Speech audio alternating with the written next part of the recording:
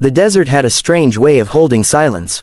It wasn't empty, just full of things that didn't make noise, the wind scraping over sand, the faint hum of a rattler somewhere in the rocks, the slow heartbeat of the earth beneath it all. That was the sound the cowboy, Coulter Hayes, heard when he realized he wasn't alone anymore. He stood by the window of his cabin, a small wooden thing built from stubbornness and long days. The lamplight behind him cast his shadow over the floorboards, and the barrel of his Winchester gleamed faintly where it rested against the wall. He had been reading an old letter from his sister in Texas, something about the harvest and her boy learning to ride, when Scout, his hound, started to growl. Not the kind of growl that came from a coyote outside. No, this one came from deep in the chest, like the dog could smell death itself moving closer. Coulter blew out the lamp. The room went dark, save for the blue shimmer of moonlight seeping through the cracks in the shutter. He stood perfectly still. Scout crept toward the door, hackles rising, a low whine building in his throat. Then he heard it, a sound like a whisper carried on the wind, hooves. Dozens, maybe hundreds, soft at first, then heavier. The sound rolled across the desert floor like distant thunder. Coulter moved to the window and pulled one slat aside just enough to see. His heart stopped. Torches. 1, then 10, then 100, each one flaring like a ghost light against the black horizon. They came from every direction, weaving through the sagebrush and rocks, silent and sure. Apache riders. Coulter's breath caught in his throat. He'd seen war parties before, though never this large. 200, maybe more. Each torch seemed to carry with it a heartbeat of flame and vengeance. And there, in the center of it all, was a figure that didn't move with the rhythm of the others. She was smaller, standing tall on her horse, her long hair free and dark against the moonlight. A shawl of beads glimmered on her shoulders. Even from the distance, Coulter could tell she wasn't dressed for war, no streaks of paint, no headdress. And yet, every warrior around her followed her movements as if she commanded them without a single word. The chief's daughter. He'd seen her once at the trading post months back, half a second of her face as she passed by, eyes straight ahead, pride stitched into every line of her being. He'd thought of her since then, though he never would have admitted it. Now she was here, at the front of a small army, staring straight toward his cabin. Scout gave another growl, sharper this time. Coulter reached down, resting a hand on the dog's neck. "Easy, boy," he whispered. "We ain't dead yet." He checked the rifle, the revolver on his belt, and the few rounds of ammunition left on the table. Not enough for what was outside, not even close. But he didn't think this was going to be a fight. Not yet. He'd lived on Apache land long enough to know what this was. A warning. The first arrow struck the cabin wall with a heavy thunk, its feathers quivering. Then another, just to the right of the door. Neither meant to kill, both meant to say, "We see you. We could end you." Coulter stepped away from the window. His mind raced. If they wanted him gone, they could have set the place on fire already. So why hadn't they? He crept toward the back wall, pressing his shoulder against the rough wood. Through a narrow crack, he caught sight of her again. She was standing at the edge of the torchlight now, holding something in her hand, a staff, maybe, or a ceremonial spear. The flames flickered behind her, outlining her figure in a golden halo. And she was still looking right at him. He couldn't make out her face clearly, but he didn't need to. The stillness in her stance told him everything. She wasn't angry. She wasn't afraid. She was deciding. Coulter felt the weight of that realization sink into his chest. He didn't know what he'd done to earn that kind of judgment, but it was too late to change it. A sudden gust of wind swept across the plain, sending the torches flaring and the smoke curling low over the sand. For a brief second, the light caught her eyes, two glints of fire and reflection. They were beautiful, yes, but they carried something else too. Sorrow. Coulter frowned. This didn't feel like vengeance. It felt like a test. He turned back toward the door, heart pounding harder than he wanted to admit. Scout whimpered beside him, pacing in small circles. "Yeah, I know," he muttered, "we're outnumbered." He tried to steady his breath. His finger brushed the edge of the trigger, but he couldn't bring himself to lift the rifle. Shooting would make this real. And something deep inside him, something he didn't have a name for, told him that if he fired first, he'd never walk out of that cabin alive. Outside, the torches shifted closer. The circle tightened. The Apache chant began low, men's voices humming in rhythm with the beating of drums, like the desert itself was breathing. Coulter had heard war songs before, but this one carried no rage. It sounded old, mournful, almost ceremonial. Then, through the chanting, she stepped forward again. Her voice rose, soft but commanding, cutting through the sound like wind over rock. Coulter couldn't understand the words, but the tone made his heart hammer.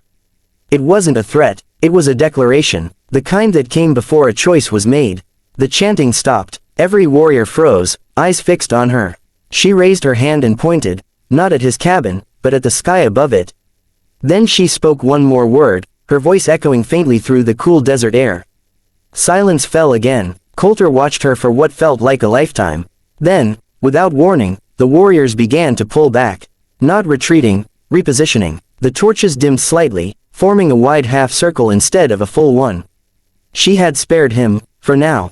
He let out a shaky breath and sank to his knees, rifle still clutched tight. The cabin smelled of dust, smoke, and fear. But above all that, it smelled like something else, possibility. He looked through the window one last time. She was still there, alone now, standing in the center of the glowing sand, her face turned toward him. He didn't know her name, didn't know what she wanted, but he could feel the pull of her gaze like gravity. She had power over the 200 warriors who'd come to burn him alive, and for some reason, she'd chosen not to. When dawn finally began to touch the desert horizon, painting the sky in rose and gold, he was still sitting there by the window, watching her silhouette fade into the sunrise. And though the land was quiet again, Coulter Hayes knew this wasn't over. The chief's daughter had seen something in him that night, something she couldn't look away from. The next morning, the desert seemed to hold its breath. The night's smoke still clung to the air, thin and ghostly, as the sun lifted itself over the far mesas. Coulter Hayes hadn't slept, not truly. His eyes had stayed fixed on the horizon, waiting for any movement among the brush, any glimmer of torchlight that might signal the warriors' return. But they never came. Only the memory of the chief's daughter's stare lingered, deep and haunting, like an ember that refused to die. He stepped outside, rifle slung low, the cold of dawn biting through his shirt. Scout trotted ahead of him, sniffing at the arrow lodged in the cabin door. Coulter pulled it free, turning it in his hand. The shaft was smooth, the fletching made from hawk feathers, and the head carved from dark obsidian. It wasn't just a weapon, it was a message. He stared toward the hills. "You got something to say, girl," he muttered to himself, "you best come say it." And she did. By midday, the wind picked up again, carrying a strange rhythm, hoofbeats, soft and deliberate, not the thunder of a war party. When Coulter lifted his head, he saw her. Alone this time, no warriors, no torches. Just her and a chestnut mare, riding straight toward the cabin. Coulter's hand went to his rifle, but he didn't raise it. Somehow, he knew she wasn't here for blood. The mare stopped 10 paces from his porch, dust curling around her hooves. The woman dismounted gracefully, the beads on her shawl catching the sunlight in flickers of red and gold. She stood before him, silent, her dark hair spilling freely down her back. Coulter's throat felt dry as sand. "Didn't think the chief's daughter made calls without a guard," he said, voice rough. She tilted her head slightly, studying him with those sharp, unreadable eyes. "You know who I am?" she asked in careful English, her accent soft but deliberate.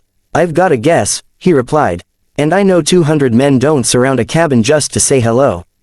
Her lips curved faintly, not quite a smile. "They came to see who built his fire on sacred land." He looked around at the empty desert. "Ain't much land left out here that ain't sacred to someone." She took a step closer, her shadow falling across the porch. "And yet you chose this place." Coulter swallowed hard. He didn't have an answer for that. Maybe he hadn't chosen it. Maybe something had drawn him here long before he'd seen the land deed or hammered the first nail into the cabin wall. "I didn't mean to trespass," he said quietly. "Didn't know." She nodded once, her eyes drifting past him toward the cabin door. "My people say no white man comes here by accident." Her words hung heavy in the air. Scout barked once, breaking the silence, and she glanced down at the dog. Slowly, she knelt, holding out her hand. The hound hesitated, then sniffed her fingers, tail wagging hesitantly. Coulter felt something twist in his chest. She wasn't what he'd expected. The stories always painted Apache daughters as fierce, untouchable, spirits of vengeance and flame.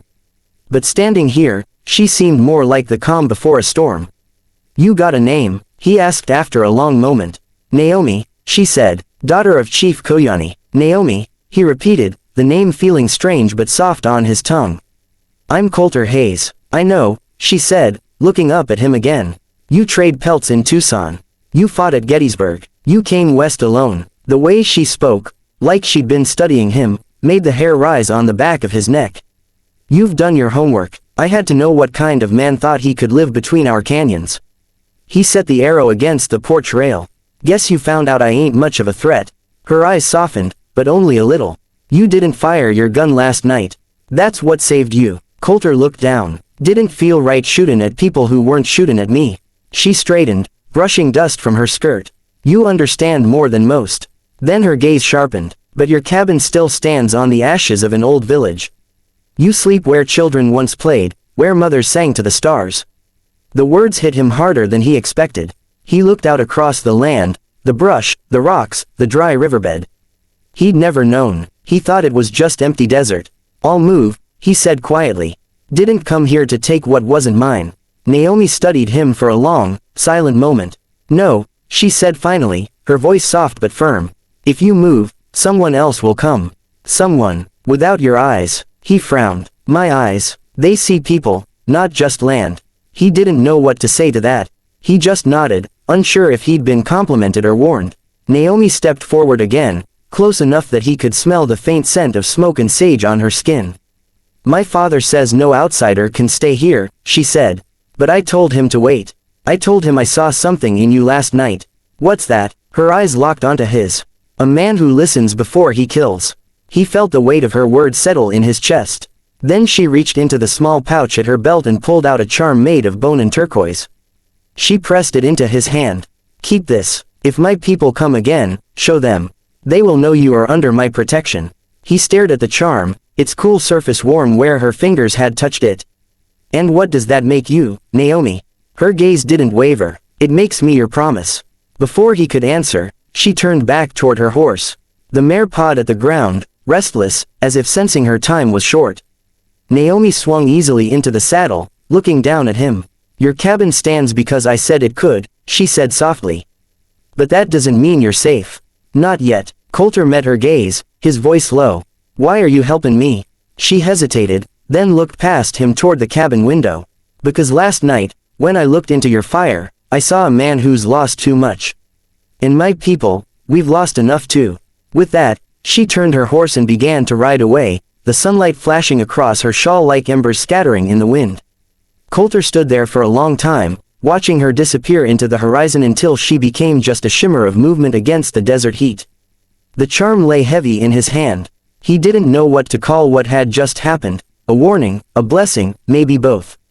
But he knew one thing for sure, the land no longer felt empty.